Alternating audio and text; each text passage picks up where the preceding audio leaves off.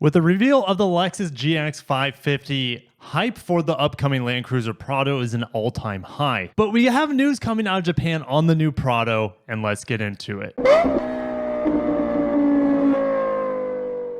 Best Car, our #1 source for upcoming Japanese vehicles. It's a scoop site out of Japan. They said it's extremely rare for them to feature the same vehicle 2 months in a row. And they featured the Prado, aka the LandCruiser, which it's expected to be called just the LandCruiser here in the United States, but Prado in other parts of the world. And they actually just call it LandCruiser in parts of Europe as well, since they don't get the 300 series. So that's probably what it's going to be called if and when it comes to the United States. Now, take the translations here with a little bit of a grain of salt, because Google Translate is not perfect. For example, it says Best Girl instead of Best Car Magazine. But they're really happy to announce a round-eyed or round headlight front end of the new Prado. It's even potentially more boxy than the Lexus GX when I'm looking at the D-pillar.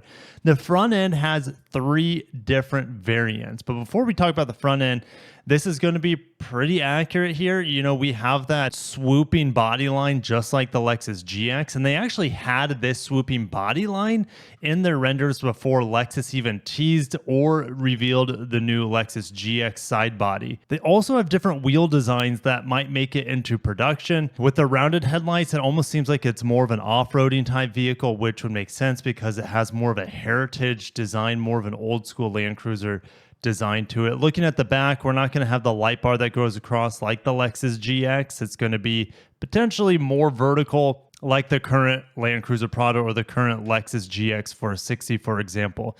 But the dimensions of this are going to be very similar, if not identical, to the Lexus GX, which makes it almost similar to the LandCruiser 300 series. The wheelbase is 112.2 inches, the golden ratio for Toyota's off-roading SUV vehicles. All right, so the front ends. From what I've heard through the grapevine, take it with a grain of salt, is that this is the model most likely to come to the United States with the rounded headlights. But who knows? Maybe we get more than one variant of the LandCruiser in the United States. I just don't see it being necessary. It's going to be a low volume vehicle. And you also have the Lexus GX, which is a fancier version of this. And to be honest, I really don't like the front end of any of them. They show, and they also tease the 70 series coming back to Japan. And this front end to me is incredible with the boxy nature. I mean, obviously the GX already, should I say the LandCruiser already has this boxy persona to it, but this 70 series just looks more old school, more retro looking with its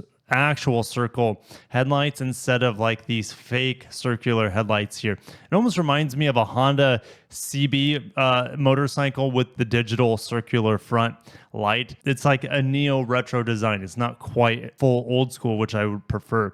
Then they also say there are 2 horizontal or more square-like lights. This is more of like a single beam here. And then you have like a triple beam design that I think there's a triple beam design on the LandCruiser 300. But we also have triple beams on the Lexus GX as well. Let me know which design you would want out of all 3 of them. I actually think the grille on this bottom one looks best. This blacked out bumpers is too much. And the circular headlights here are not retro enough for me. But let me know. I'll see you guys down below what you think is the best looking one. Which one would you want to come to America? After looking at the 3 of these, I actually want this one. But we'll see. I think this one is going to come to the United States, or at least some iteration of this. Again, these are just what their expectations are. Hopefully, the front end of the new LandCruiser looks better than this, because the front end of the GX looks pretty kick-ass. All right, let's get into some of the translations here. Really, the only thing worth talking about from what we see here that we don't already know from the Lexus GX reveal is the powertrains. So they're thinking potentially 2.7 liter gasoline engine. We would never ever see that sort of underpowered setup here in the United States. You would also see a 2.8 liter diesel. Then you'd have the 2.4 liter turbo and the 2.4 liter turbo hybrid. So if we go down to the bottom, they continue on. Maybe 2 types of diesel is now developing, and maybe they don't have the 2.7 liter. So they're still trying to figure it out. But I think what is 100% confirmed, the Lexus GX at this point, I'll put in the B-roll of the hybrid powertrain images of the Lexus GX, is a 2.4 liter turbo. We already have actually information on the upcoming Tacoma. It's like 326 horsepower and mated to an 8-speed auto. I expect this to also have an 8-speed auto instead of the 10-speed auto on the hybrid.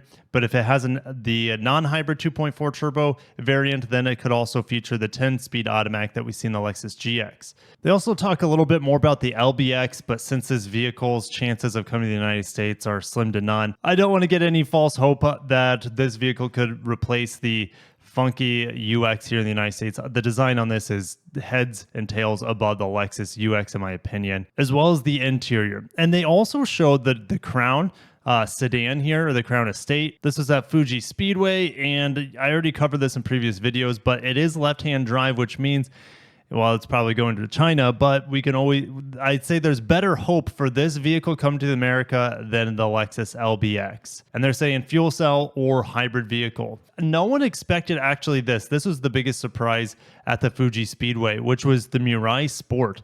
It has a larger wheel, so you go from 20s to 21-inch wheels here. I think the XLE model has 19-inch wheels. But the front bumper on this thing looks so sick. The paint color, this matte gray, looks amazing. You also have this carbon fiber hood, and you also see sport seats in the back here that look pretty cool. Red painted calipers, upgraded brakes, a spoiler on the back, or should I say a bigger spoiler? I think the current Mirai has a spoiler, but this looks different. And then you also have a more aggressive rear bumper back here. And actually, compared to the Crown Estate, the Mirai actually has a leg up on it. I mean, they're both gorgeous sedans. I'd like to see them both from the side profile because this has more of a more aggressive sloping roofline here, more of a lift back design compared to a traditional sedan on the Mirai.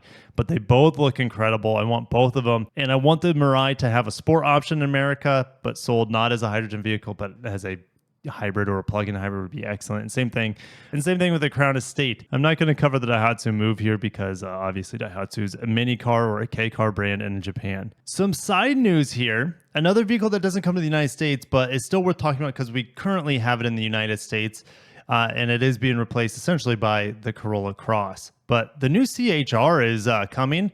We have a reveal for, but check out these lights on the back. You're not even going to have a badge on the back that says CHR because it's illuminated in the center of the lift gate.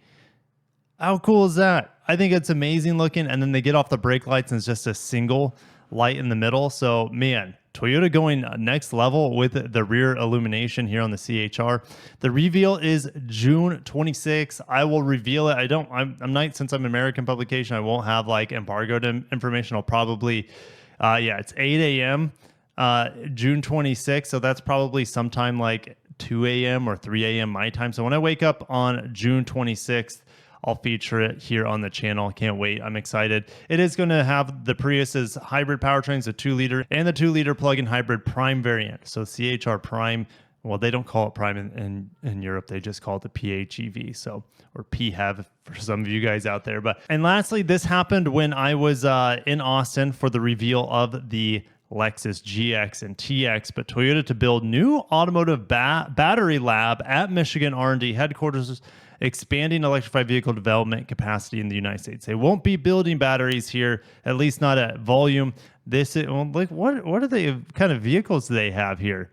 Do you see like the concept Supra? I can't even think of what that was off the top of my head. They have an old Tundra here. They have an old Camry maybe in the front as well. It will open in 2025, and it will evaluate and support development of battery electric vehicles from cell to pack. Their research will, of course, support the production capacity of the battery electric vehicles in Kentucky. We know that they're building the 3-row crossover there, the BZ5X or whatever they decide to call it.